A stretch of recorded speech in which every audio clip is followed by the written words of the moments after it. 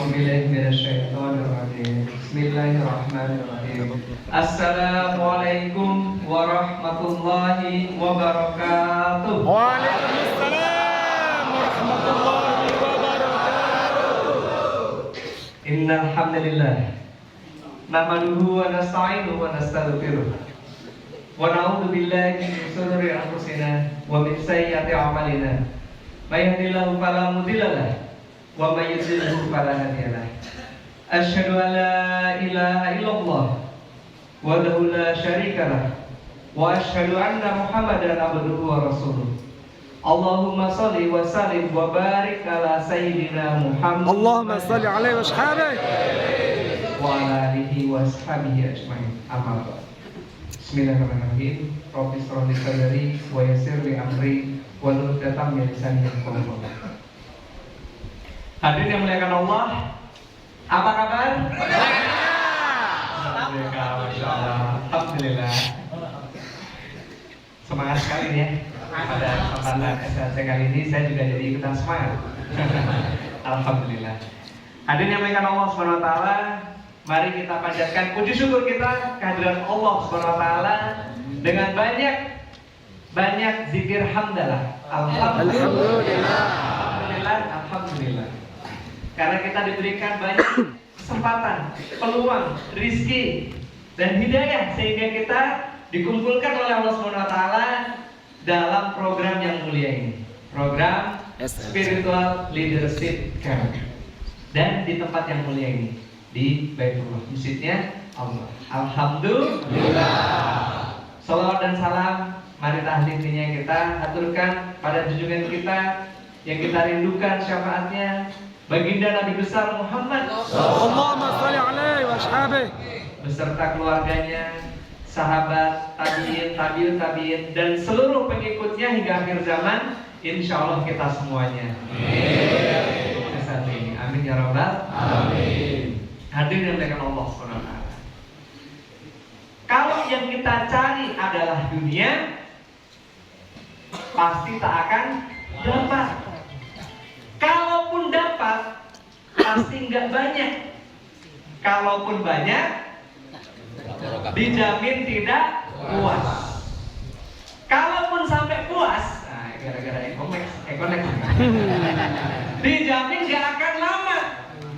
Pasti kita akan meninggal. Tapi kalau yang kita cari adalah akhirat, surganya Allah Subhanahu wa taala, pasti dapat. Sudahlah pasti dapat, pasti banyak. Sudah pasti banyak, dijamin puas. Nah, kalau ingin mencari kehidupan yang puas, nggak di sini Pak, nanti di akhirat. Sudahlah puas, abadi selama-lamanya. La ilaha illallah. Dunia sementara, akhirat selama-lamanya. Dunia sebentar saja, akhirat sebentar lagi Pak. Ya, dunia ini sebentar saja, akhirat sebentar lagi. Gak terasa nih, kita usia sudah tua. Ya, saya masih muda Pak. Senior. Kita mungkin terasa 30. Gak terasa sekedip mata gitu ya. Sekelip mata tahu-tahu 40. Sekelip mata lagi tahu-tahu kita sudah 50. Nggak kerasa ternyata kita sudah 60. Ya, nggak kerasa kita ulang tahun lagi ya. Bang Agus ya, selamat ulang tahun Bang Agus. Ya, bulan Agustus ini kalau namanya Agus, nah itu udah pasti ulang tahun itu bulan Agustus. Ada lagi yang ulang tahun di bulan Agustus? Ya, nanti besok dapat gamis dari saya ya.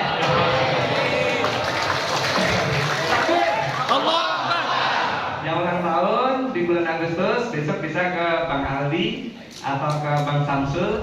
Nah, ini dapat hadiah dari Pak Feb, gamis sama pensi. Takbir. Allahu Akbar. Hadirin yang dimuliakan Allah Subhanahu wa taala. Kenapa kita harus berkumpul di program SLC ini? Meskipun kita sudah sukses, meskipun sudah peraihan luxury seperti Bang Agus, ya, seperti Ustaz Andi Yoko, Seperti leader-leader yang lainnya yang masih sebagian OTW ke sini. Kenapa meskipun sudah sukses tetap harus berkumpul di program SLC hadirin yang mulia?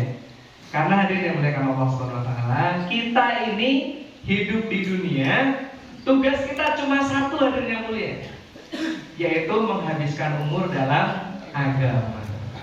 Menghabiskan umur dalam agama. Bagaimana cara kita menghabiskan umur kita dalam agama ini supaya kita nggak bosen dalam agama? Caranya adalah dengan menghidupkan agama. Kenapa orang petani dari kecil sampai usia 80 tahun dia nanam terus? Kenapa hadirin yang mulia? Ya karena memang dia menghidupkan usaha pertaniannya. Teman-temannya petani semuanya ngumpulnya sama petani-petani lagi. Kalau kita PNS, pengusaha netbox sejati, kita menghidupkan usaha kita dengan cara apa? Seminar dan seminar, training dan training, workshop ke workshop, home sharing ke home sharing. Ya, ke meeting dari satu meeting ke meeting yang lain, sehingga kita senantiasa semangat menjalankan pekerjaan kita sebagai seorang PNS, ya, pengusaha network sejati. Nah, bagaimana cara kita supaya kita senantiasa terus bersemangat sebagai hamba Allah, ibadullah yang harus beribadah terus pada Allah, menghabiskan umur dalam agama? Caranya adalah dengan kita menghidupkan agama. Gimana caranya menghidupkan agama? Menghidupkan agama caranya kita menghadiri program dakwah minimal 3 hari tiap bulan hadirin yang mulia. Inilah tempat kita ngecas hati kita, tempat kita untuk ingat kembali kemana kita akan pergi nanti dari dunia ini. Ya, kalau kita tidak sebulan sekali ikut program SLC, kacau hadirin, kacau. Coba bayangin Ustaz Andi pun ganteng, tinggi, putih, bersinar, ya. Kalau saya jadi cewek, saya mau dicambuk. Ya. Kalau saya nih ya, jadi perempuan, saya dimadu sama beliau mau. Ya, dijadiin istri kedua, mau gitu kan? Atau bahkan disimpan saja gitu. Mungkin, ini kita ngomong orang di luar ya. Ganteng, tinggi, uangnya banyak, kemana-mana bawa Pajero. Bayangin hadirin yang mulia, kita, Anda semuanya akan meraih posisi seperti beliau. Hadirin yang mulia yang duduk di pojok, di belakang, yang di luar, yang mendengarkan ataupun tidak, terutama yang mendengarkan, insya Allah akan diberikan kemudahan oleh Allah. Jelas hutang, dapat rezeki yang melimpah, semuanya akan dimudahkan insya Allah. Nah, kalau sudah dapat posisi yang mudah, dibukakan itu pintu dunia oleh Allah Subhanahu wa taala untuk kita semuanya. Terus belum dipersiapkan hatinya, apa yang terjadi hadirin? Anda sendiri yang menjawab ya. Sombong. Anda sendiri yang menjawab. Berantakan hadirin, nggak bisa berjalan lurus, pasti akan nabrak kanan, nabrak kiri dan lain, nggak jelas kita hadirin. Nah, karena itu hadirin yang dimuliakan Allah Subhanahu wa taala, kita disuruh Allah Subhanahu wa taala memantaskan diri.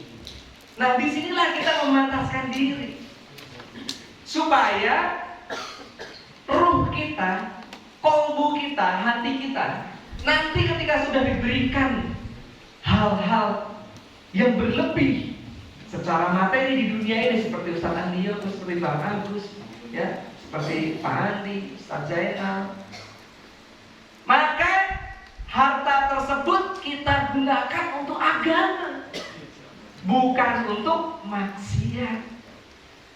Hadirin yang dimuliakan Allah Subhanahu wa taala, hati manusia itu seperti botol, seperti tempat ini. Ini botol aqua ini diisi air bening, air putih, air bening nih. Air bening. Kalau saya tuang keluar air, Kalau ini saya isi madu keluar, saya tuang keluar madu. Kalau ini saya isi air kotor, air solokan, air comberan, saya tuang keluar air comberan. Hati manusia sama seperti botol ini yang mulia. Kalau hati kita ini bangun tidur kita bukan ke kamar mandi ambil wudhu sholat, tapi bangun tidur langsung nyari mana HP gue. Wah di sini. Terus diumpetin di bawah, batal. Atau di mana gitu? Bangun tidur lihat HP. Habis sholat subuh bukannya tadarus, bukannya tilawah 1 juz, tapi pegang HP. Bukan saya ya. Yang jawab tadi bukan. Atau curhat. Hadirin yang mulia, nikmat loh kita setelah sholat subuh tilawah 1 juz, masya Allah. Ya, cuma 30 menit maksimal 45 menit kita istiqomahkan tiap hari hadirin. Maka Allah akan menolong kita hadirin yang mulia. Ya, baca Al-Quran itu luar biasa hadirin. Itu yang saya rasakan hadirin yang mulia. Kemudian sarapan, pegang handphone, habis sarapan pegang handphone lagi, dunia lagi. Mau sholat duhur yang dipikirkan dunia, beres sholat duhur dipikir dunia. Mau makan malam mikir dunia, mau tidur mikir dunia, tidur pun mimpi dunia. Mustahil meninggal.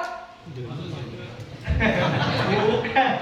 Mustahil meninggal keluar kalimat la ilaha illallah, kalimat thayyibah, mustahil. Yang keluar adalah dunia, dunia, dan dunia. Kenapa? Karena hatinya dipenuhi dengan dunia. Makanya ketika dicabut ini ruh oleh malaikat maut, maka yang keluar dari botol kita, hati kita ini yang keluar adalah dunia, dunia, dunia. Hadirin yang mulia Allah Subhanahu wa taala. Bayangkan para sahabat nih loh. Bukan kita ini banyak dulu. Kalau para sahabat, bayangin hadirin yang mulia. Kemarin musim haji kemarin, bulan kemarin itu suhu itu nyampe 47 derajat. Ya kan? 47 derajat. Itu musim panas yang belum terlalu panas. Ya di Mekah. Di Mekah itu kalau panas, paling panasnya itu sampai, saya pernah umroh bulan Juni-Juli, itu puncaknya panas. Juni-Juli itu sampai 56-57 derajat. Ya. Itu umroh paling berat buat saya. Ya karena keluar hotel, wow, panas banget luar biasa. Ya saya kalau lihat di jam itu ya, di jam itu ada suhu biasanya ya. Di jam digital di tengah itu ada suhunya 56-57 derajat. Bayangkan hadirin yang mulia, para sahabat dengan kondisi ketika panas sekali, ketika dingin itu sampai 0 derajat di sana. Kita di sini kena dingin 20 derajat saja udah menggigil ya. Ya, Bandung ini paling dingin ya 24 derajat, itu aja kita kedinginan. Bayangin kalau sampai di bawah 10 hadirin. Mendekati 0 saya pernah ya. Sombong gitu ya. Karena saya olahragawan. Olahraga terus gitu ya. Setiap hari tuh goes 10 kilo, motocross dan lain sebagainya. Jadi saya kalau habis olahraga itu biasanya mandi pakai air es. Ya, saya suruh pembantu nyiapin pakai air es, saya udah dulu pakai air es ya. Jadi kalau teman-teman yang suka bola itu pasti tahu kalau Cristiano Ronaldo itu punya kamar es. Jadi badannya itu didinginin di bawah sekian derajat, tapi cuma dalam waktu 1 menit saja. Fungsinya untuk apa? Untuk menyembuhkan otot-otot yang kram, terus otot-otot yang memar itu sembuh. Ya, itu saya lakukan terus setiap hari. Jadi mandi pakai es dingin. Jadi artinya kuat kan? Apalagi kalau SLC ini pasti kalau mau qiyamul lail saya pasti mandi dulu. Kalau enggak kan belum gitu melak gitu kan. Jadi mandi dulu baru qiyamul lail. Nah pas saya di Madinah kemarin terakhir 2020 umroh bersama Ustaz Aziz Sopandi, keluar dari bus saya tuh cuma pakai baju biasa gini, nggak pakai jaket, pakai baju biasa gini yang nggak akan kedinginan. Saya keluar dari bus hadirin, ya mau sholat subuh kurang lebih jam 4:30 lah. Keluar dari bus, baru berapa langkah hadirin yang mulia, saya lari lagi kembali ke bus ngambil jaket. Nggak kuat dinginnya, itu saya lihat suhunya 4 derajat. Jadi di Arab sana hadirin yang mulia, itu kalau lagi dingin luar biasa dingin, lagi luar biasa panas. Tapi para sahabat hadirin yang mulia dengan kondisi yang sebegitu ekstrimnya, segitu beratnya, kalau diperintah sama baginda Rasul dakwah seperti tadi Abdurrahman bin Auf berangkat langsung. Enggak ada nanti nunggu adem ya. Ya Rasulullah nanti nunggu adem lagi panas. Enggak ada. Samina wa langsung berangkat. Disuruh dakwah berangkat, suruh perang berangkat. Kalau perlu pulang nggak perlu bawa nyawa, nggak perlu harta, tinggalin sekalian semuanya. Itu para sahabat hadirin yang mulia. Jadi kalau kita bertanya iman manusia yang paling kuat itu imannya siapa hadirin? Para sahabat hadirin. Udah nggak ada tandingannya. Apalagi ditandingin sama iman kita hadirin yang mulia. Jauh sekali hadirin. Kita aja jangankan kita ngomong disuruh jihad fisabilillah, pulang tinggal nama, itu para sahabat.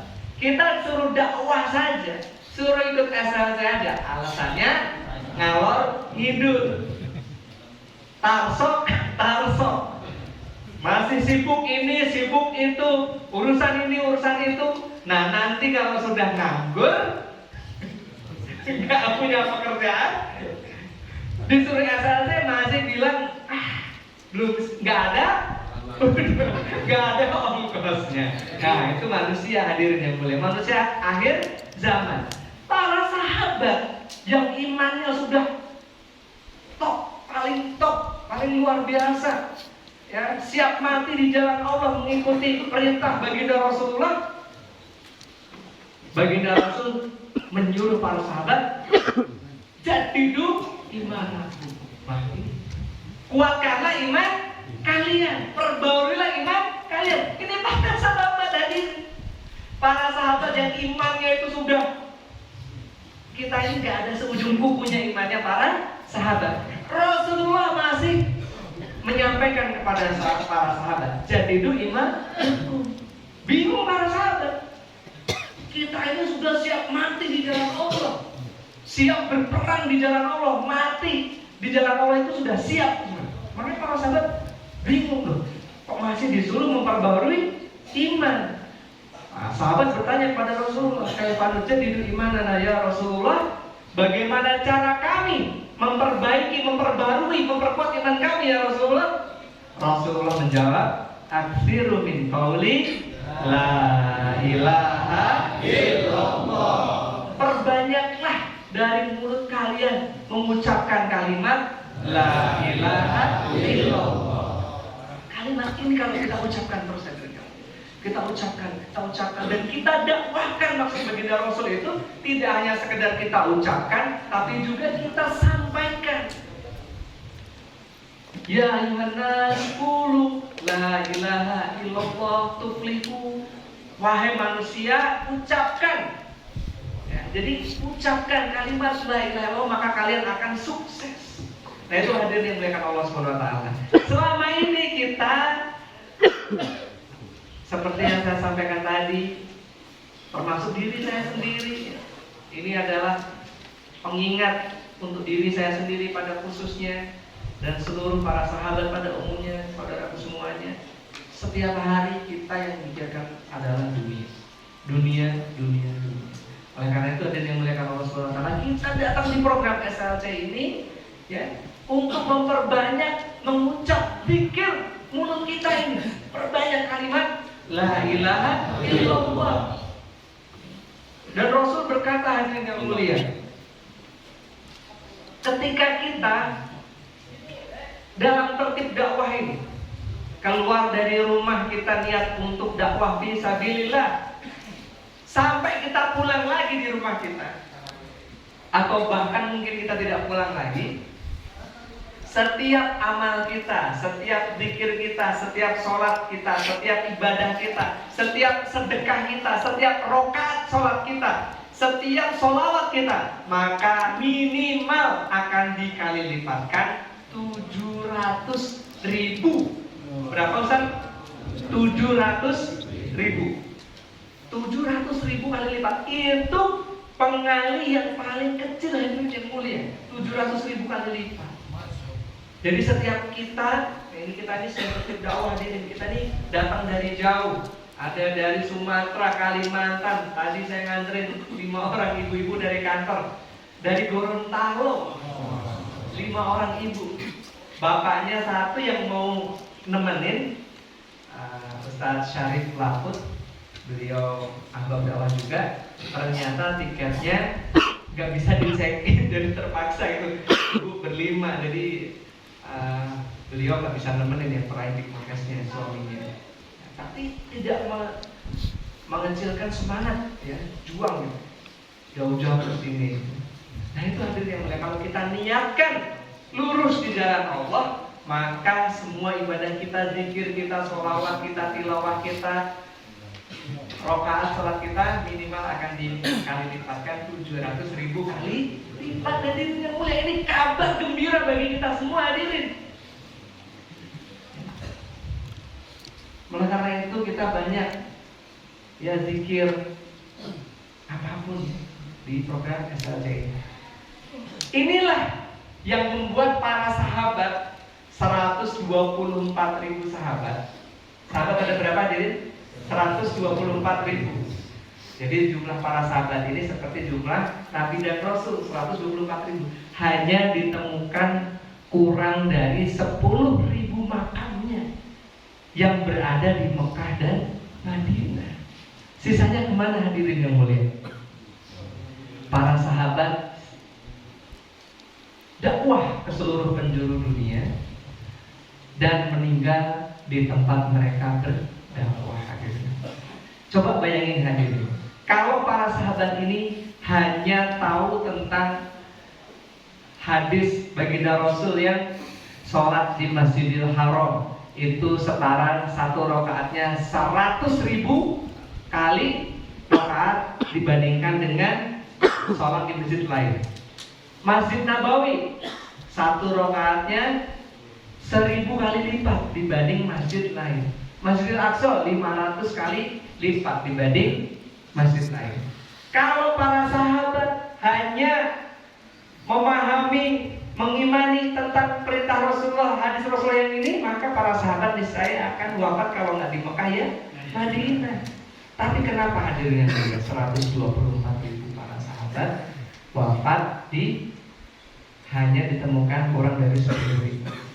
Karena para sahabat tahu bahwasanya ketika dakwah fi sabilillah, maka pahala minimal itu 700.000 kali lipat.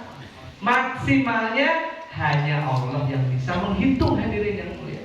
Bayangkan hadirin yang mulia, dulu ada Syekh Ahmad Jumadil Kubro yang sama Maulana Malik Ibrahim ke Nusantara ini. Kemudian dakwah, kemudian melahirkan Wali Songo. Kemudian dari yang tadinya seluruh Nusantara ini 99% Hindu, nyembah berhala, dan atau bahkan gak punya agama sama sekali, berubah menjadi beriman hadirin. Kurang dari 100 tahun. Bahkan ceritanya itu kurang lebih hanya 40 tahun dakwah hadirin. La ilaha illallah. Bayangkan hadirin, kemudian sampai sekarang seluruh Nusantara ini sayang ya, gara-gara penjajahan atau bahkan orang Islamnya sendiri yang tidak berdakwah lagi, akhirnya apa yang terjadi? Yang tadinya hampir 199% Nusantara ini beragama Islam, sekarang sisa 84% hadirin di KTP. Yang sholat berapa persennya lagi? Yang ngaji lebih sedikit lagi, yang dakwah jauh lebih sedikit lagi. Oleh karena itu hadirin yang muliakan Allah SWT, ini bukan guyon, tapi kita melihat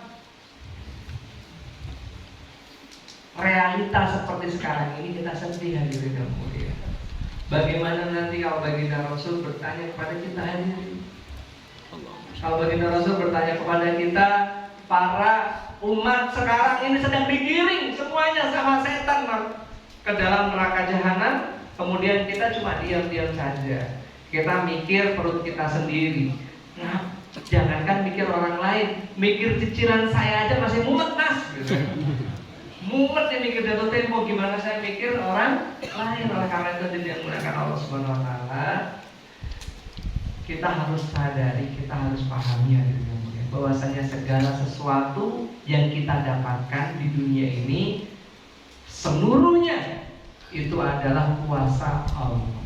Allah Maha Kuasa, makhluk tak kuasa. 1 rupiah pun yang masuk ke dompet kita, atau bahkan sekian juta yang ditipu orang, gitu ya, itu semuanya adalah kuasa Allah, hadirin. Bukan dikasih sama orang, bukan atas kerja keras kita, bukan karena diambil sama orang, bukan. Tapi itu semuanya adalah kuasa Allah. Kita dapat uang bukan karena kerja keras kita, tapi murni karena Allah memberikan kita rezeki. Kemudian uang kita diambil, ditipu orang dan lain sebagainya, dicuri sama orang, diambil orang secara dolim. Itu juga bukan diambil orang itu, hadirin. Kita nggak usah benci sama orang itu, tapi yang mengambil adalah Allah melalui tangan Dia. Kita introspeksi pada diri kita sendiri, hadirin yang mulia. Apa salah saya? Apa kurang saya? Kenapa Allah ngasih cobaan ini dan ini? Hadirin yang melihat Allah SWT. Selama ini kita belajar sejarah, kita hanya tahu bahwasanya para sahabat itu miskin, para sahabat itu susah, para sahabat itu dengan baginda Rasul 3 hari nggak makan, sampai perutnya six pack. Six packnya dipasang batu, diikat supaya ganjel, biar perutnya ini nggak kemasukan angin. Sampai diganjel seperti itu. Kalau para sahabat 3 hari tidak makan, kalau kita di sini sehari makan 3 kali dan boleh RO lagi bebas. Enak. Kita sering mendengarkan hal yang seperti itu, hadirin. Betul? Betul. Memang betul. Para sahabat 23 tahun ikut baginda Rasul miskin. Hartanya habis semuanya. Ya. Hartanya semuanya dihabiskan untuk dakwah. Setelah 23 tahun baginda Rasul wafat, dilanjutkan Sayyidina Abu Bakar As-Siddiq radhiyallahu anhu. 2 tahun. 2 tahun sama. Kondisi umat Islam masih berat. Nah, setelah 25 tahun, ya 23 tambah 2 berarti 25 tahun, Sayyidina Abu Bakar As-Siddiq radhiyallahu anhu wafat, diganti oleh Sayyidina Umar bin Khattab radhiyallahu anhu. Dan luar biasanya di saat pemerintahan, kepemimpinan Sayyidina Umar bin Khattab radhiyallahu anhu, umat muslim menguasai dunia, menaklukkan negeri-negeri di sekitar Arab. Ya, bahkan kabarnya itu sampai 1/3 dunia ditaklukkan, hadirin yang mulia. Persia takluk, ya, negara di seluruh jazirah Arab takluk semuanya. Sebagian Eropa takluk semuanya, hadirin yang mulia. Bahkan diriwayatkan itu harta ghanimah, ya, harta rampasan perang, ya, itu dari negeri-negeri yang ditaklukkan, termasuk negeri Persia yang besar sekali, itu ditumpuk-tumpuk oleh ahli hitung waktu itu mencapai 3 miliar dinar, hadirin. 1 dinar itu 4,25 gram emas, berarti kurang lebih 4 juta. 4 juta kali 3 miliar berapa, hadirin? Banyak. 12 triliun. Nolnya kurang 3. Jadi 12.000 triliun. Jadi duit 1 triliun ada 12.000. 12.000 triliun. Itu para sahabat, hadirin. 25 tahun lemah dalam urusan dunia, kuat dalam urusan dakwah, menyebarkan agama. Allah memberikan pertolongan. 25 tahun para sahabat yang jumlahnya hanya 124.000, kekayaannya 12.000 triliun. Negara kita 77 tahun merdeka. Bukan kekayaan 12.000 triliun, tapi utangnya 6.000 triliun.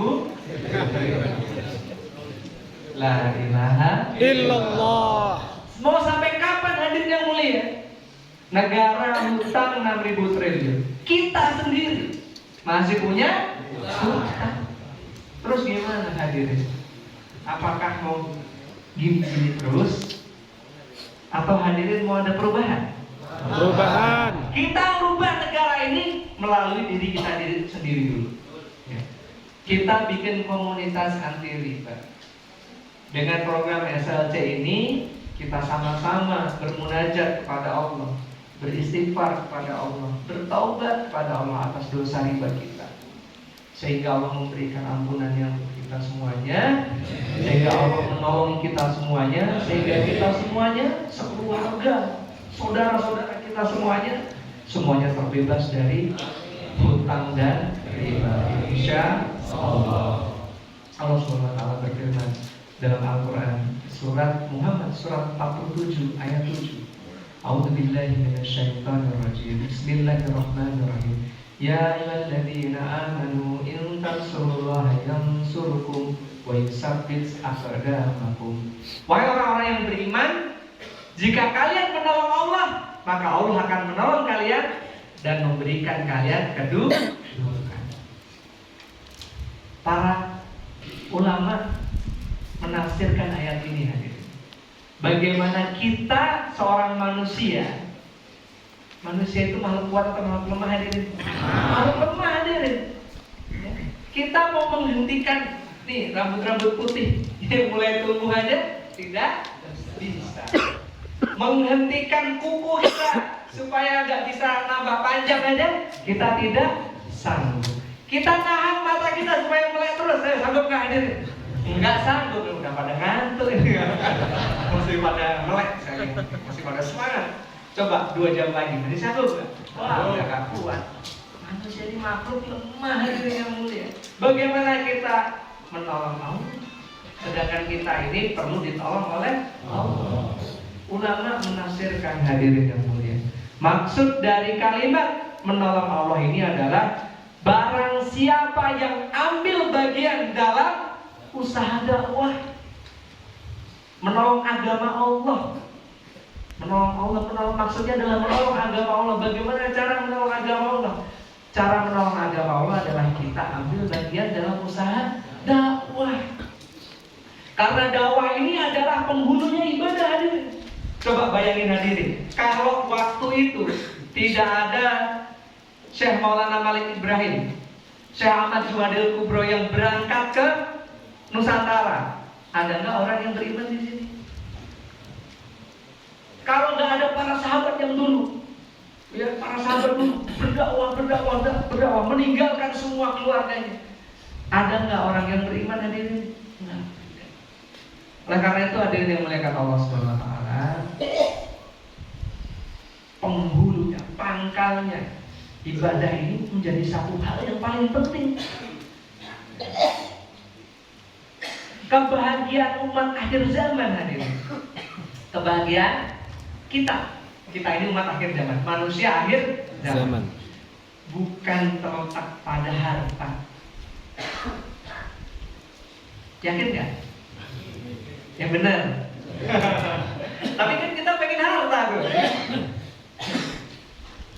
Bukan terletak pada harta, bukan terletak pada jabatan, bukan terletak pada kedudukan dunia. Tapi kebahagiaan umat akhir zaman hadirin yang mulia terletak pada amal agama yang sempurna. Maksudnya amal agama yang sempurna ini apa? Kita beragama dan mendakwahkan agama hadirin. Itu baru kerasa bahagia.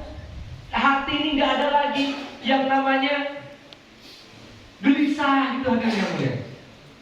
Kalau nggak percaya, nggak usah jauh-jauh deh. Kalau jauh-jauh banyak juga ceritanya. Orang-orang kaya itu, artis-artis yang paling terkenal mati bunuh diri banyak nggak? Banyak. Ya udah nggak usah jauh-jauh deh. Yang duduk di depan. Saya pernah ngalamin hadirin 2007 ya sampai 2013 itu rekening saldo gitu ya 128 miliar. Berapa nolnya hadirin? Itu saya suka itu kalau ngambil duit ke bank 1 juta gitu ya. Ambil ke bank 1 juta. Agak liatin saldo. Kalau hebatnya 128 000 000 000 9. Ambil ambil 1 juta. Berkurang nggak?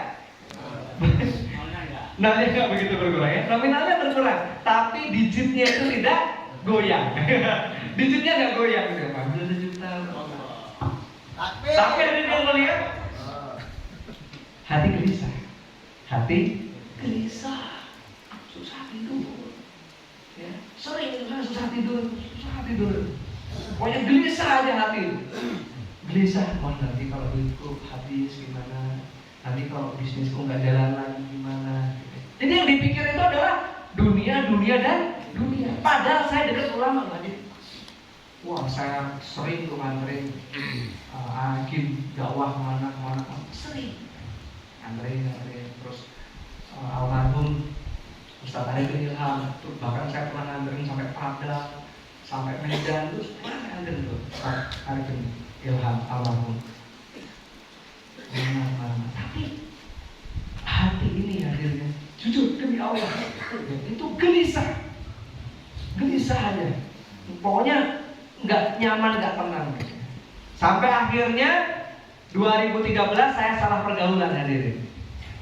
Salah pergaulan. Gaul sama teman-teman klub mobil supercar, Lamborghini, Ferrari dan lain sebagainya.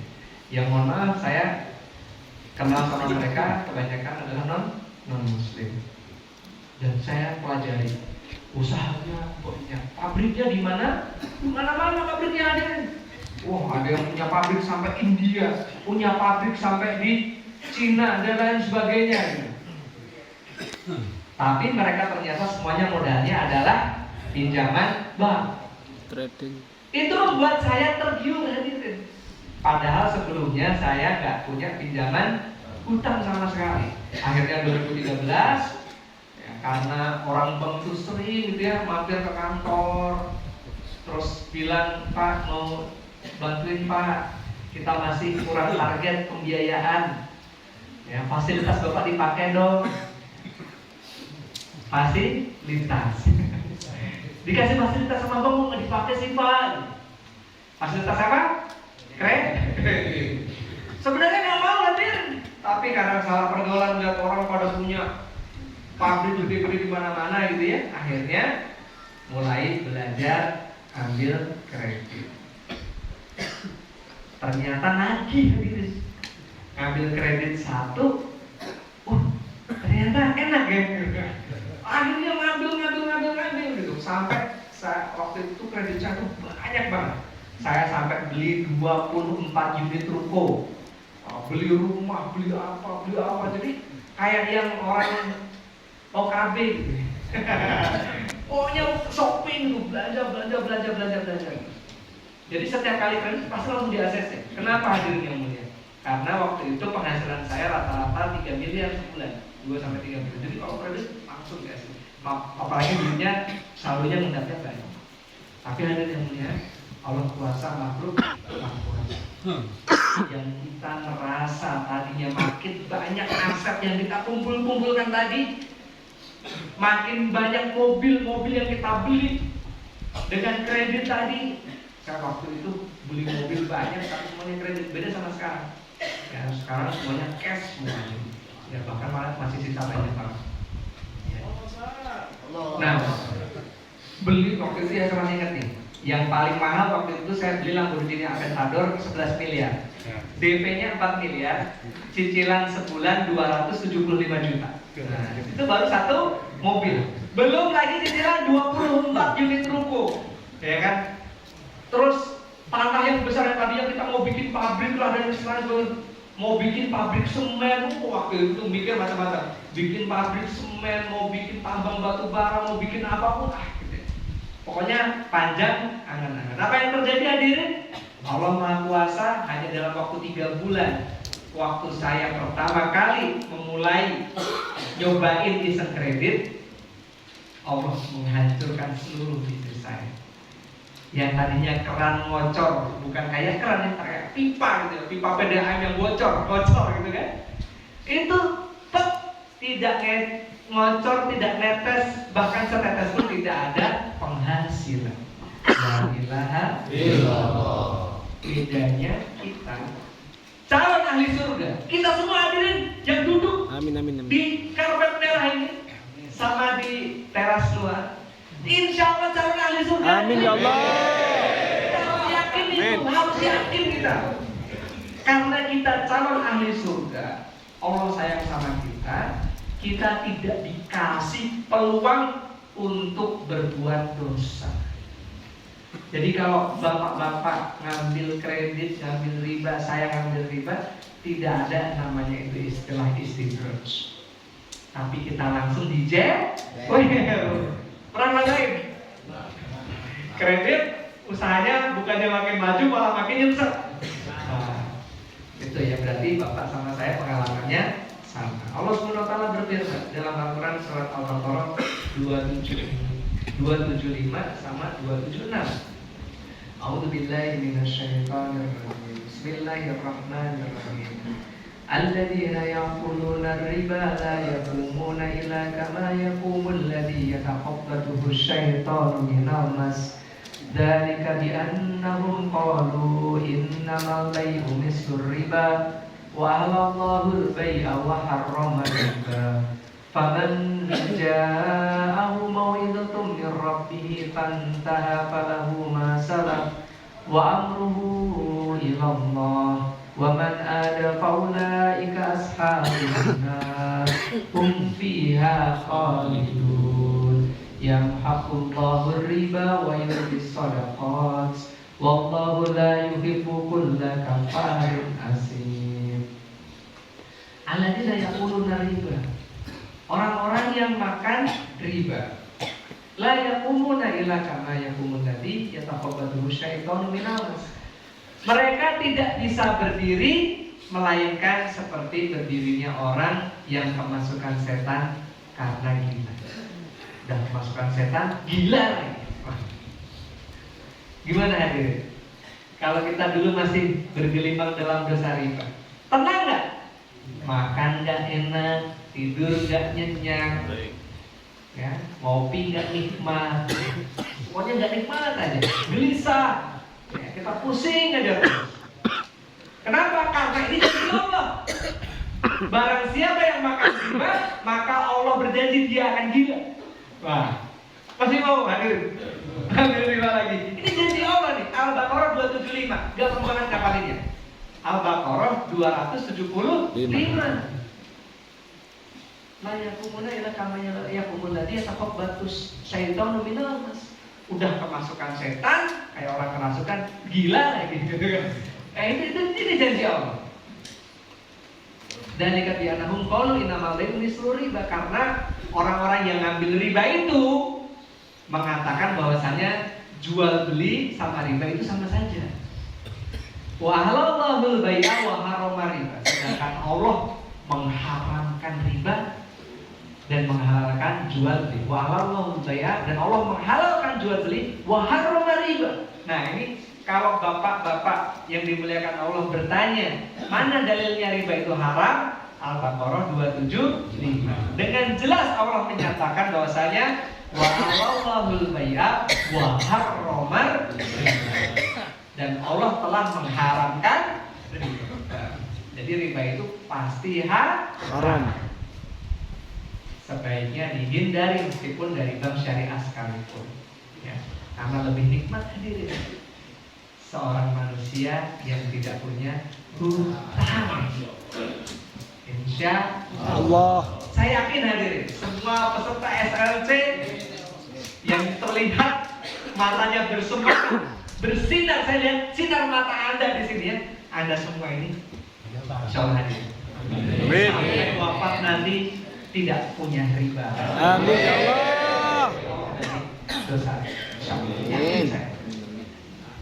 Apalagi bagi Anda yang betul-betul serius di program SLC ini, nggak cuma terbebas dari riba, tapi berkecukupan. Amin ya Allah.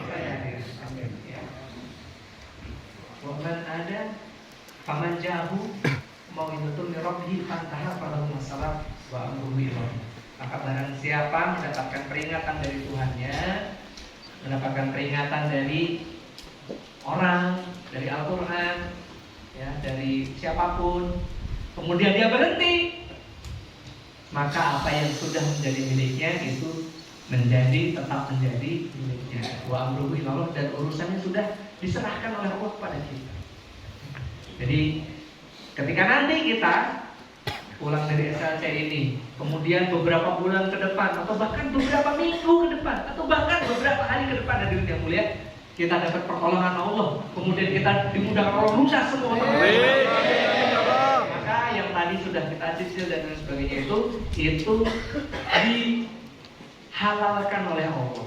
Menjadi milik kita. Wa amruhu ilallah. Jadi udah udah jadi milik kalian. Tapi hadirin yang mulia, yang perlu kita garis bawahi, kita stabil, kita kasih ingatan yang tajam, itu adalah di bait terakhir dari ayat Al-Baqarah 275 ini. Wa man ada faulaika ashabun nar hum fiha khalidun. Barang siapa mengulangi. Nah, jadi selesai nih. Kemudian nanti suatu saat ke depan entah karena apa gitu ya. Apalagi zaman sekarang nih hadirin. Ya, kita jadi riba itu udah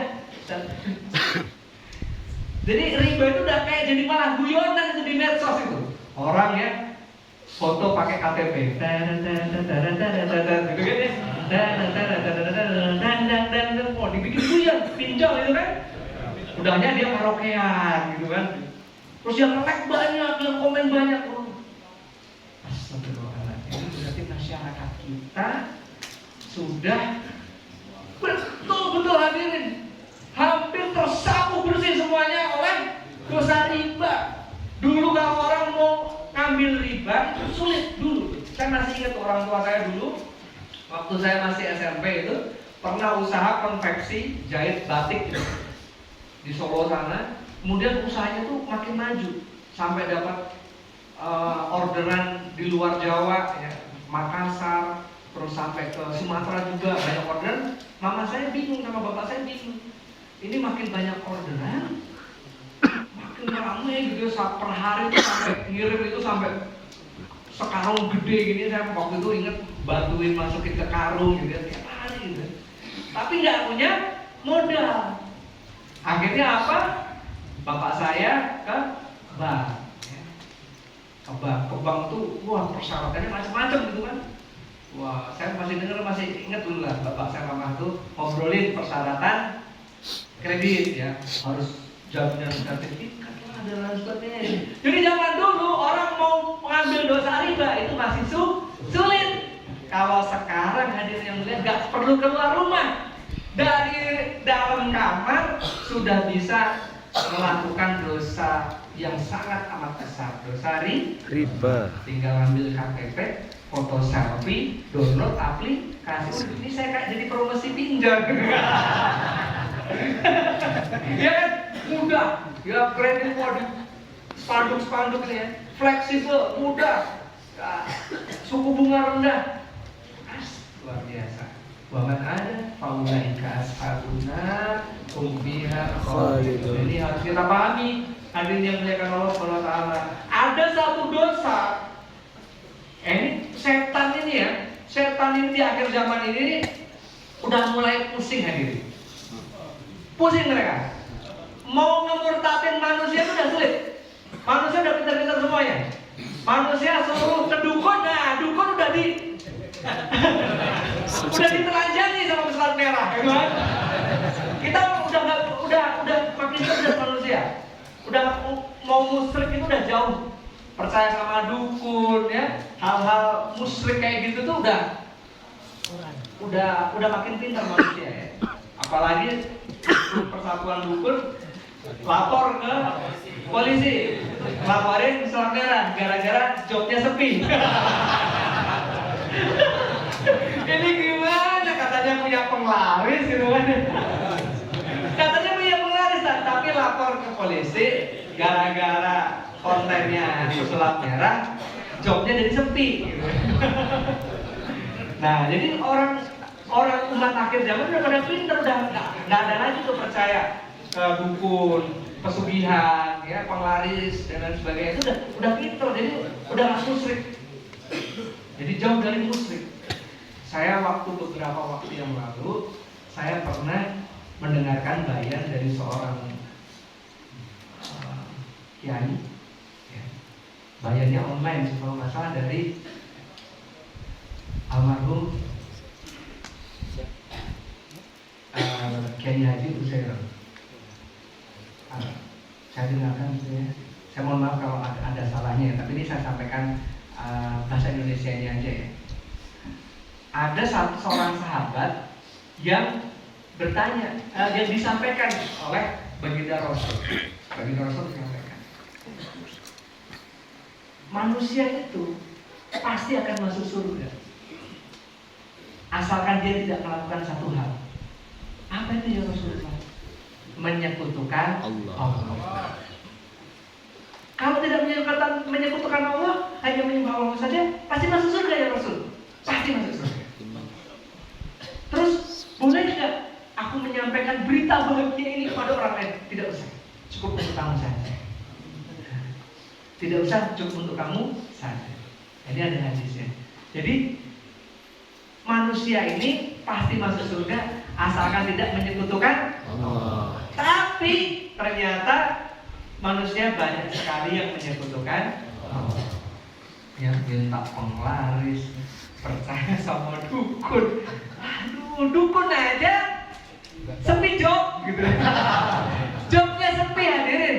Ya, masa kita manusia masih percaya sama dukun. Nah, gara-gara manusia akhirnya makin pada pintar, ya, orang-orang itu sudah pada jauh dari kemusyrikan, tidak lagi menyekutukan Allah. Setan pada bingung, akhirnya setan berkumpul, kumpulin bagaimana musyawarah internasional. Gimana nih caranya manusia ini supaya nemenin kita nanti di neraka selama-lamanya? Orang udah jarang, manusia muslim udah jarang. Gampang caranya. Caranya apa? Bikin pinjol. Setan bikin pinjol, bikin judi online, slot, koin, investasi bodong dan lain sebagainya. Waman ada faulaika ashabun nar hum fiha khalidun. Maka barang siapa mengulangi dosa riba, maka dia menjadi penghuni neraka, ashabun nar hum fiha khalidun. Ini hadirin datang jauh-jauh dari seluruh Indonesia nih, Masya Allah. Ada 5.000 orang. Notnya yang satu. Ini kurang lebih 500 orang hadir di sini. Saya ingin yang sudah datang jauh-jauh dari seluruh Indonesia pulang dari SLC ini minimal hafal Al-Baqarah 275. Bait terakhirnya saja. Waman ada, waman ada, waman ada, waman ada, waman ada, waman ada, waman ada, waman ada, waman ada, waman ada, waman ada, faulaika, faulaika, faulaika, faulaika, faulaika, faulaika, faulaika, faulaika, faulaika, faulaika, waman ada faulaika, Waman ada faulaika, waman ada faulaika, waman ada faulaika, waman ada faulaika, waman ada faulaika, waman ada faulaika, waman ada faulaika, waman ada faulaika, waman ada faulaika, ashabun nar hum fiha khalidun. ashabun nar hum fiha khalidun, ashabun nar, hum fiha khalidun. ashabun nar hum fiha khalidun, Ashabun nar hum fiha khalidun. ashabun nar hum fiha khalidun, Ashabun nar hum fiha khalidun. ashabun nar hum fiha khalidun, Ashabun nar hum fiha khalidun. ashabun nar hum fiha khalidun. Sekarang digabung. Waman ada faulaika ashabun nar hum fiha khalidun. Waman ada faulaika ashabun nar hum fiha khalidun. Waman ada faulaika ashabun nar hum fiha khalidun. Silakan. Waman ada faulaika ashabun nar hum Hafal Al-Baqarah 275. Maka barang siapa mengulangi dosa riba, maka dia menjadi penghuni neraka dan kekal di dalamnya. Alhamdulillah ini. Zalik. Jadi hadirin yang mulia, saya mendengarkan kisah yang luar biasa, menyayat hati sekali, ya, dari Ustaz Yasir Arafat. Insya Allah sedang OTW di sini. Beliau menceritakan pengalaman pribadi beliau, hadirin. Jadi bukan katanya lagi. Jadi beliau itu pernah menghadiri satu takziah, layatan, pengajian yang udah tahlilan. Nah itu ada keluarganya bertanya, Ustaz, ayah saya ini sudah berkali-kali umroh, sudah haji, setiap pagi sholat subuh berjamaah di masjid, setelah sholat subuh berjamaah di masjid baca Al-Quran sebelum berangkat kerja. Orang yang paling gemar bersedekah di kampung ini ya ayah saya.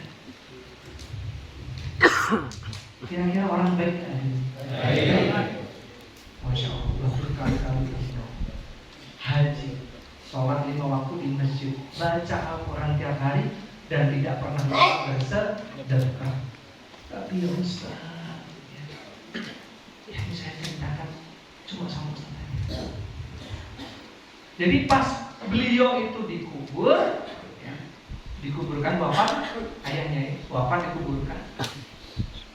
Pas baru mau keluar meninggalkan, baru setengah, belum, jadi tanah itu belum sampai selesai, jadi masih baru setengah. Ada orang jenazah yang lain datang, kemudian keluarganya marah-marah, marah-marah keluarganya. Pak, ini makam keluarga saya ini, kok dia dimasukin ke sini? Wah, bingung lah. Ternyata juru kuncinya yang salah. Jadi ada 2 lubang, itu makam keluarga dia, itu malah dimasukin ke situ. Wah, berdebat lah di situ. Ini udah masuk gitu. Loh, ini punya saya, ini buktinya. Wah, daripada ngambil hak orang lain, akhirnya daripada bapak ini salah tempat ngambil hak orang lain, ya udah kita pindahkan ke yang sebelah, yang enggak terlalu jauh, tapi memang sudah ada kuburan yang disiapkan. Memang udah digali, tapi salah lubang hadirin. Nah, salah lubang bahaya ya, salah lubang. Akhirnya setelah musyawarah diambillah keputusan bahwasanya ini harus dikembang, diletakkan yang benar, karena keluarga yang si orang ini tadi, yang bapak tadi memang beli, tapi belinya di sana gitu, jadi punya orang lain. Akhirnya dengan berat hati dibuka, baru dibuka beberapa bukaan, hadirin yang mulia, ada asap tadi. Saya sampai berhenti hadirin, ada asap. Dibuka lagi. Papan yang digunakan untuk nutup jenazah gosong. Dan kemudian setelah mau dibuka, ternyata mohon maaf ya, mayitnya sudah gosong. Akhirnya keluarga yang tadi marah-marah bilang, udah biarin, nggak apa-apa, udah nggak usah dipindah. Akhirnya ditutup lagi. Ya. Akhirnya yang keluarga tadi marah-marah ngambil tempat yang lain. Kenapa ya Ustaz? Ayah saya bisa begini Ustaz. Ditanya lah, Bapak kerja di mana? Almarhum Bapak kepala bank, ya, kepala bagian ACC kredit. Kepala bank bagian ACC kredit. Ini kisah nyata yang betul-betul terjadi, bukan sinetron azab, tapi Ustaz Yasir Arafat sendiri yang menjadi saksinya. Oleh karena itu hadirin yang mulia Allah Subhanahu wa taala, masalah riba ini bukan menjadi hal yang Sepele buat kita, udah bukan menjadi hal yang sepele hadirin. PTBS ini ditolong oleh Allah Subhanahu wa taala, Masya Allah luar biasa. Karena PTBS ini dari awal kita sudah berdakwah tuh berkah Nah, kalau Bapak yang dimuliakan Allah Subhanahu wa taala mengambil bagian dalam PTBS ini, kemudian ikut berdakwah berkah riba, maka intan surullah yang suruh sabit. Barang siapa mengambil bagian dalam usaha dakwah, amar ma'ruf nahi munkar, ta'muruna bil ma'ruf wa tanhauna 'anil munkar, mengajak-ngajak berbuat kebaikan dan mencegah dari kemaksiatan kemungkaran, ambil bagian dalam usaha dakwah, maka Allah akan menolongnya. Dalam satu kalimat yang dekat sekali lah hadirin. Ya ayyuhalladzina amanu in tansurullaha yansurkum. Jadi pertolongan Allah itu dekat banget hadirin. In tansurullaha yansurkum. Barang siapa menolong agama Allah, Allah akan menolongnya. Wa yusabbit aqdamakum. Ini makanya saya dari 2013 ceklok ya, yang tadinya punya kemuliaan, dimuliakan orang, menjadi setiap hari ditongkrongin 4 debt collector dari beberapa bank yang berbeda setiap hari. Yang tadinya mulia menjadi terhina, yang tadinya tenang menjadi makin gelisah ya. 2013 bahkan sampai 2014 itu saya dapat kuota haji, itu saya sampai minta tolong sama travelnya, minta tolong dimundurin. Kenapa? Karena saya nggak bisa mikir. Utang masih banyak, masa saya berangkat haji. Nah, tapi itu berkahnya hadirin. Karena kata travelnya, waktu itu saya pakai Khalifah Tour and Travel, Pak mohon maaf ini kalau umroh mungkin bisa dimundurkan, tapi kalau haji ini masalahnya kuota. Kuota ini sudah keluar namanya, tidak bisa dimundurkan. Nah, 2014 saya berangkat haji, luar biasa hadirin. Ya, yang dulunya susah nangis gitu ya, di sana itu setiap saat, setiap detik nangis, ingat dosa, ingat riba, ingat wah luar biasa. Apalagi pas wukuf di Arafah itu nangis sejadi-jadinya. Nah, karena riba itu sangat berat hadirin yang mulia. Baginda Rasul menyampaikan barang siapa yang dia sedang mengetahui, ya dia sadar, dia mengetahui mengambil 1 dirham dosa riba, mengambil 1 dirham dari riba. 1 dirham itu 75.000, maksimal 100.000 aja katakanlah. 1 dirham itu 100.000. Maka dosanya itu lebih berat dari 36 kali berzina. Hadis riwayat Tirmidzi. Barang siapa mengambil 1 dirham riba, 100.000 rupiah, itu dosanya lebih berat dari 36 kali berzina. Di hadis yang lain, Rasulullah SAW menyampaikan, dosa riba itu ada banyak pintu nerakanya. Dan pintu neraka yang paling ringan adalah seperti dia berzina dengan ibu kandungnya sendiri. Alhamdulillah ini dosa riba itu banyak. Yang paling ringannya seperti berzina dengan ibu kandungnya sendiri. Alhamdulillah ini Zaliq. Oleh karena itu hadirin yang mulia Allah Subhanahu wa taala. Wah, sekarang mukanya yang tadi semangat jadi tegang semua ini. Ya, sekarang senyum dulu hadirin. Senyum dulu. Senyum dulu. Karena kita yakini faman jawab Waman ada ada faula. Maka barang siapa yang mendapatkan peringatan dari Tuhannya, kemudian dia berhenti, maka yang sudah dimilikinya menjadi miliknya. Nah, itu kita tenang aja di situ hadirin. Wa amruhu ilallah, dan urusannya sudah dikembalikan oleh Allah. Ya, jadi pokoknya sekarang kita di sini, wah ini saya terlalu ini ya, terlalu keras tentang riba ya, sampai tegang semuanya. Gak apa-apa hadirin. Pokoknya yang jelas, ya, kita semuanya bertobat. Astaghfirullahaladzim. Astaghfirullahaladzim. Astaghfirullahaladzim. Innallaha ghafurur rahim. Astaghfirullah.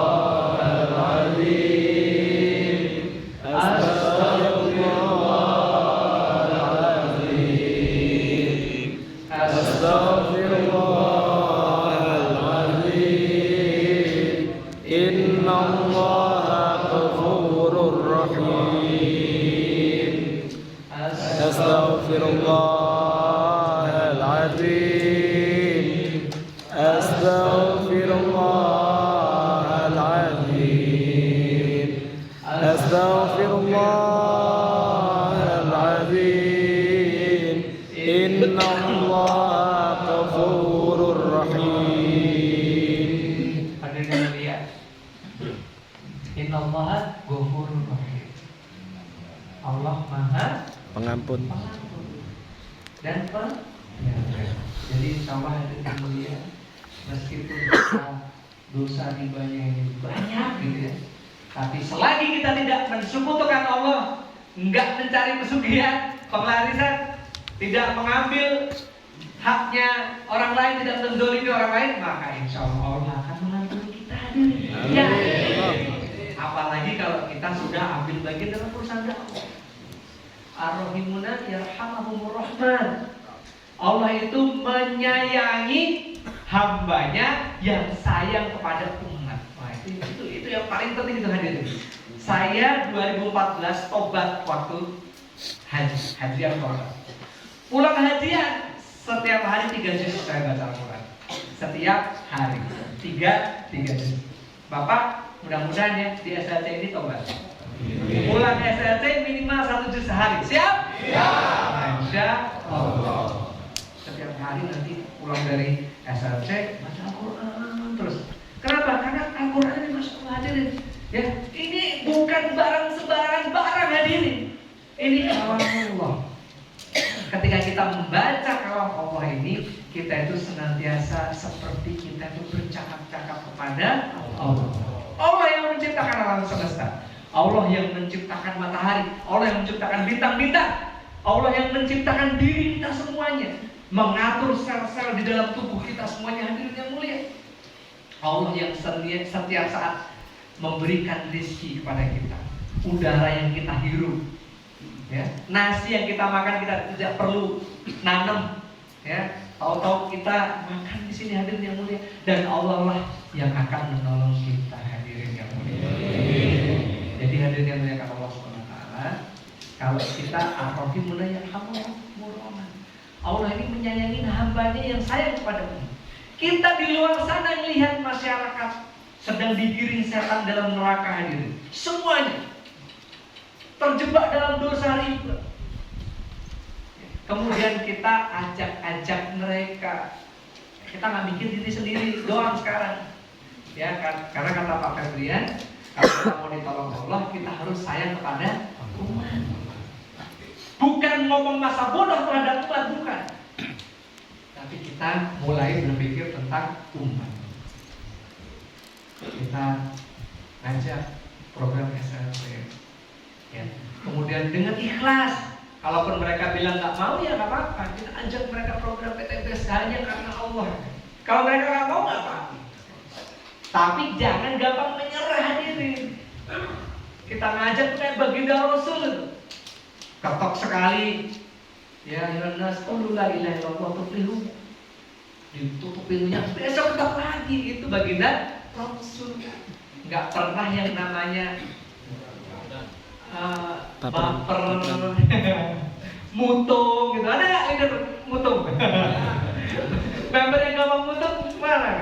Nggak boleh. Kita harus seperti baginda Rasul hadirin yang mulia. Ya. Seorang kafir buta, pengemis lagi, pengemis buta kafir. Setiap hari yang dia ucapkan adalah menghina Rasulullah. Yang dilakukan orang buta, kafir, pengemis ini setiap saat adalah menghina Rasulullah. Nah, suatu ketika baginda Rasul wafat, Sayyidina Abu Bakar As-Siddiq radhiyallahu anhu bertanya kepada para sahabat yang lain, wahai para sahabatku, ada nggak satu sunnah baginda Rasul yang belum saya lakukan? Kemudian ada seorang sahabat yang menyampaikan, ada. Ya Amirul Mukminin, baginda Rasul itu setiap saat itu nyuapin pengemis itu. Setiap hari disuapin. Oh ya? Iya. Akhirnya Sayyidina Abu Bakar As-Siddiq mengikuti. Ya. Pengemis itu yang buta dan kafir itu disuapin. Dan ketika sedang menyuapin,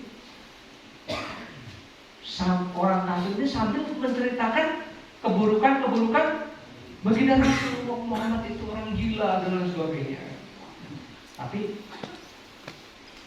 Sayyidina Abu Bakar tetap menyuapin. Kemudian orang pengemis tadi yang bukan tadi bilang, kamu bukan yang biasa nyuapin aku. Ya. Yang menyuapin aku tuh menyuapin makanan yang sudah dilembutkan dulu. Sudah dilembutin dulu baru disuapkan. Ternyata orang kafir ini yang mungkin giginya sudah tidak sempurna lagi gitu ya. Jadi makanan yang disuapkan itu dilembutkan dulu. Mana orang yang biasa menyuapi aku? Wahai fulan, ketahuilah, orang yang setiap hari menyuapimu adalah orang yang setiap saat kamu hina, yaitu baginda Rasulullah Sallallahu Alaihi Wasallam. Allahumma sholli alaihi wasallam. Langsung menangis pengemis tadi, dan akhirnya pengemis tadi masuk ke dalam agama Islam mengucapkan La ilaha illallah Muhammadur Rasulullah. Nah inilah keteguhan baginda Rasul yang harus kita ikuti, hadirin yang mulia. Ya, jadi kalau ada calon mitra kita, calon prospek kita yang tidak mandang kita sebelah mata, biarkan. Ya, kita karena Allah. Kita berdakwah karena Allah. Jadi kalau kita menjalankan bisnis kita ini hanya untuk mencari dunia, rugi hadirin. Kalau nggak dapat dunianya, akhirat juga nggak dapat. Sayang. Kalaupun kita berdakwah di PTBS ini, kita niatkan ketika orang yang kita ajak di PTBS ini, kemudian kita ingin mengajak dalam usaha dakwah ini, ya, itu menjadi niat utama kita, tujuan utama kita. Maka apa yang terjadi hadirin? Kalaupun misal gitu ya, dunia ini tidak dikasih sama Allah buat kita, maka akhirat luar biasa hadirin. Karena itu yang saya rasakan sendiri hadirin.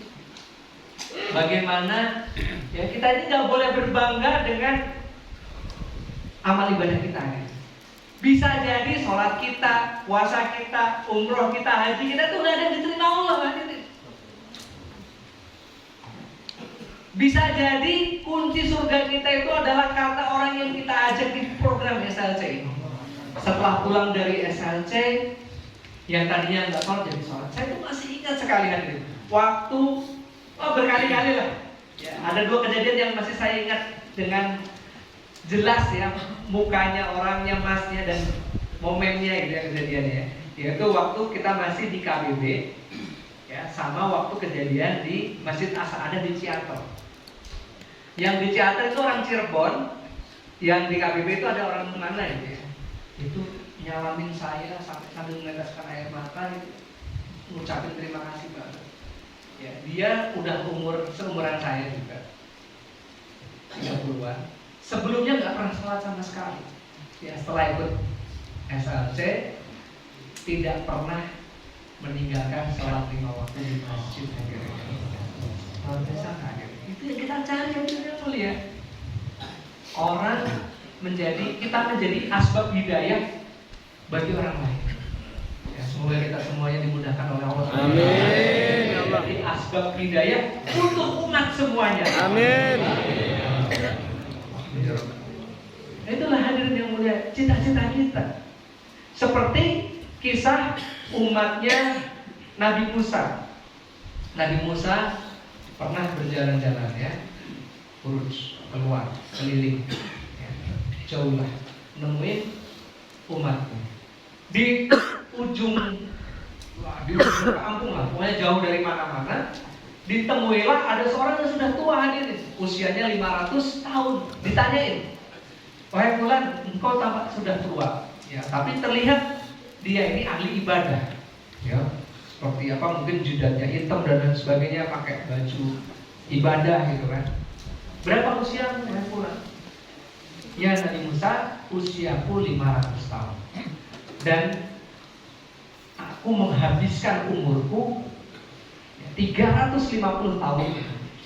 Umur jadi setelah usia 150 ya, 350 tahun selanjutnya itu yang aku lakukan adalah beribadah kepada Allah dan tidak melakukan dosa walaupun sekelip mata. Sholat, qiyamul lail, ya, puasa itu dia lakukan terus dan tidak melakukan dosa walau sekelip mata. Kenapa? Karena dia jauh dari orang-orang gitu ya. Kalau kita Wah, dosanya banyak gitu. Ya, dari handphone lah mungkin, atau kita mendolimi saudara kita gitu. Ya, Nabi Musa tanyakan kepada Allah, surgaku di sebelah mana? Baik, Tuhan, nanti akan kutanyakan. Nah, suatu ketika Nabi Musa bertanya kepada Allah, ya Allah, ada hambamu 350 tahun ibadah, sholat, puasa, dan tanpa berbuat dosa walau sekali mata. Kemudian dia bertanya, di mana letak surga? Kemudian Allah menjawab, wahai Musa, ketahuilah bahwasanya dia akan kuletakkan di nerakaku yang paling dalam. Nabi Musa kaget. Nah, tapi ya itu keputusan Allah. Akhirnya besoknya disampaikan, wahai Musa, Allah menjawab bahwasanya engkau akan ditempatkan di nerakanya yang paling dalam. Apa yang terjadi hadirin? Wah, orang ini sedih, bingung, ya, bingung lah. Tapi karena 350 tahun ibadah terus, itu sudah menjadi kebiasaan. Akhirnya dia tetap melakukan ibadah. Dia tetap sholat, dia tetap qiyam. Ya, saat dia sedang sholat, Allah memberikan ilham pada dia. 350 tahun aku ibadah, gak pernah berbuat maksiat, masih masuk neraka. Bagaimana orang di luar sana yang jarang ibadah, banyak maksiat? Wah, berarti orang-orang di luar itu masuk neraka semua ya. Akhirnya muncullah rasa ibadiah, rasa kasihan, rasa sayang terhadap orang-orang umat lain. Kemudian dia menghampiri Nabi Musa beberapa hari kemudian. Wahai Nabi Musa, tolong sampaikan kepada Allah, aku punya usul. Apa usulmu? Tolong sampaikan kepada Allah, jika nanti aku diletakkan di neraka, tolong jadikan badanku sebesar neraka, supaya seluruh pintu neraka tertutup oleh badanku, sehingga cukup aku seorang yang masuk neraka, tidak perlu ada orang lain. La ilaha illallah. Baik, usulmu akan kusampaikan kepada Allah. Akhirnya suatu ketika Nabi Musa berdialog, bercakap-cakap pada Allah, disampaikanlah, ya Allah, orang yang akan Engkau letakkan di nerakamu yang paling dalam, minta badannya dibesarkan supaya seluruh pintu neraka tertutup dan dia sendiri yang berada di neraka, tidak perlu ada orang lain. Wahai Musa, ketahuilah, orang tersebut, orang itu akan kuletakkan di surgaku yang paling tinggi. La ilaha illallah. Saya tanya hadirin yang mulia, sudah ada perubahan belum dari apa yang dilakukan oleh orang tadi? Belum. Dia masih ibadah seperti biasa. Tapi apa yang berbeda? Yang berbeda adalah result terhadap umat. Result umat. Nah, inilah yang umat akhir zaman sekarang ini udah lupa hadirin. Kita ini mikir dunia tok, mikir kita nyari duit tok. Kita mikir nyari, kita lunasin hutang buat diri kita sendiri aja sudah pusing. Ngapain mikir orang lain? Nah, kalau Anda masih berpikir seperti itu, mikir diri sendiri, gak mikir orang lain, awas, ancamannya neraka paling dalam. Tapi kalau kita sudah merubah mindset pola pikir kita, bagaimana kita berpikir untuk orang lain, surga dan nerakanya orang lain, menjadi asbab hidayah untuk orang lain, maka insya Allah hadirin yang mulia, kita akan seperti orang tadi, diletakkan oleh Allah di surga yang paling tinggi. Amin ya Allah. Insya Allah. Nah, ini terakhir dari saya nih hadirin. Saya mau bertanya kepada hadirin yang mulia, percaya nggak surga ada? Percaya. Percaya nggak neraka ada? Percaya.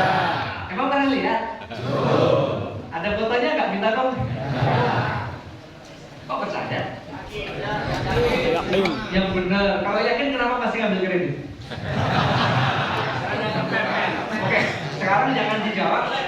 Sekarang jangan jawab, tanya dalam hati masing-masing kita sendiri. Saya tanya lagi kepada Anda.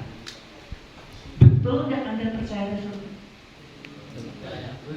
Betul nggak Anda percaya ada neraka? Betul nggak? Atau hanya sekedar ini cerita dari orang-orang sebelum kita, guru-guru kita saja? Ayo, mulai bingung nih, mulai gemeter nih, mulai goyang nih imannya nih. Jadi gini ya, ya dari Al-Quran aja jangan dibaca. Jadi para sahabat ini mulai Sayyidina Umar, Sayyidina Utsman, Sayyidina Ali ini kekuasaannya itu makin besar ya. Jadi sampai kekhalifahan Turki Utsmani sampai bahkan seluruh Eropa itu dikuasai orang umat Islam. Jadi abad 1000 sampai 1500-an itu the dark age ya, abad ke-8 bagi orang Eropa ya. Jadi karena orang Islam itu menguasai seluruh dunia. Nah kalau sekarang abad ke-8-nya buat orang Islam nih kita ya. Kita nggak punya kekuatan ya, dijajah sana sini. Ya saudara kita di Timur Tengah sana dibantai di mana-mana.